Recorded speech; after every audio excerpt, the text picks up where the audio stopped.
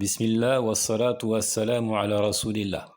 بعض الإشكالات والشبه تحتاج إلى تخويف وتهديد وتذكير السائل بالله وليس إلى جواب مفصل.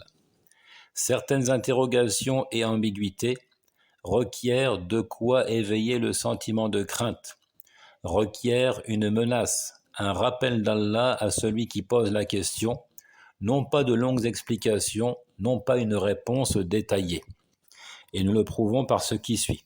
روى أبو داود في سننه وابن ماجه عن ابن الديلمي قال أتيت أبي بن كعب فقلت في نفسي شيء من القدر فحدثني بشيء لعل الله يذهبه من قلبي فقال لو أنفقت مثل أحد ذهبا ما قبله الله منك حتى تؤمن بالقدر وتعلم أن ما أصابك لم يكن ليخطئك وأن ما أخطأك لم يكن ليصيبك ولو مت على غير هذا لكنت من أهل النار. قال أتيت عبد الله بن مسعود وحذيفة بن اليمان وزيد بن ثابت كلهم حدثني بمثل ذلك عن النبي صلى الله عليه وسلم. Dans leurs recueils respectifs, Abu Daoud et Ibn Majah rapportent de Ibn Adaylami qu'il dit: Je suis venu à Ubay ibn Ka'b, qu'Allah soit satisfait de lui, et j'ai dit: Dans mon fort intérieur, je ressens quelque chose à propos de la prédestination.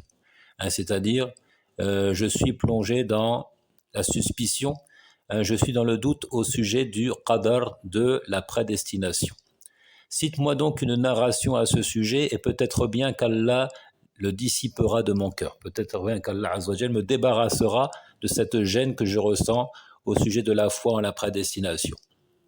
Ubay ibn Ka'b dit alors: Si tu dépensais l'équivalent de la montagne Uhud en or, Allah n'accepterait pas de toi cette aumône jusqu'à ce que tu crois en la prédestination et que tu saches que ce qui t'a touché ne pouvait pas te rater et ceux auxquels tu as échappé ne pouvaient pas te frapper. Si tu meurs sur une autre doctrine que celle-là, tu seras parmi les damnés de l'enfer. Ibn Daylami ajoute: Je suis allé vers Abdullah ibn Mas'ud, Hudhayfa ibn al-Yaman et Zayd ibn Thabit, et tous m'ont narré le même récit du prophète sallallahu alayhi wa sallam.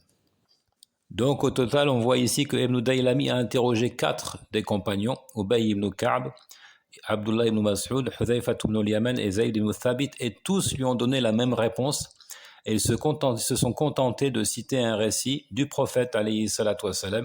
Si tu dépensais l'équivalent de la montagne Uhud en or, Allah n'accepterait pas de toi, c'est-à-dire cette aumône, jusqu'à ce que tu crois en la prédestination. Donc al-iman bil qadar, la foi en la destinée, c'est un des 6 piliers de la foi, sans lesquels donc aucune œuvre ne peut être agréée, acceptée d'Allah. Et que tu saches que ce qui t'a touché ne pouvait pas te manquer, et ceux auxquels tu as échappé ne pouvaient pas te toucher. Si tu meurs sur une autre doctrine que celle-là, tu seras parmi les damnés de l'enfer. Quelles leçons pouvons-nous tirer de ce récit? Il dit: Inna akabira as-sahabati ma'a ilmihim wa 'uluwi ka'bihim ajabuhu bi mujarradi dhikri hadithin 'ani an-nabiy sallallahu alayhi wa sallam faqat duna istitrad wa fi al-hadithi at-takhwif wa at-tahdid liman la yu'minu bil qadar. De cette histoire, nous retenons les points suivants. Premièrement, malgré la largesse de leur savoir, malgré leur grade élevé, les grands compagnons lui ont répondu par la simple mention d'un récit du prophète alayhi salatu wassalam, sans faire de digression, sans s'éloigner du sujet, sans se perdre en des paroles futiles. Ils n'ont rien ajouté à cela. Ils se sont contentés de dire ce que le prophète alayhi salatu wassalam avait dit. Un récit qui d'ailleurs renferme une forme d'intimidation, une menace pour celui qui n'a pas foi en la prédestination. اكتفاء ابن الديلمي بالجواب وهو التسليم لحديث النبي صلى الله عليه وسلم. Nous notons également que Ibn al-Daylami s'est contenté de cette réponse. Il a accepté de se plier au récit du prophète alayhi salatu wassalam. Il n'a pas dit et pourquoi et comment. Encore moins il n'a dit et moi je pense plutôt que. ثالثا إن بعض الأسئلة جوابها يحتاج إلى تخويف وتهديد وليس إلى تفصيل واستطراد.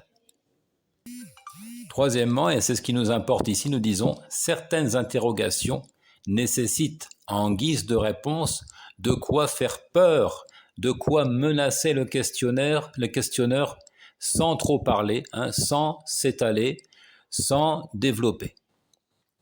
Donc, ce n'est pas chaque fois que quelqu'un vient te poser une question. Reprenons le thème ici de la prédestination.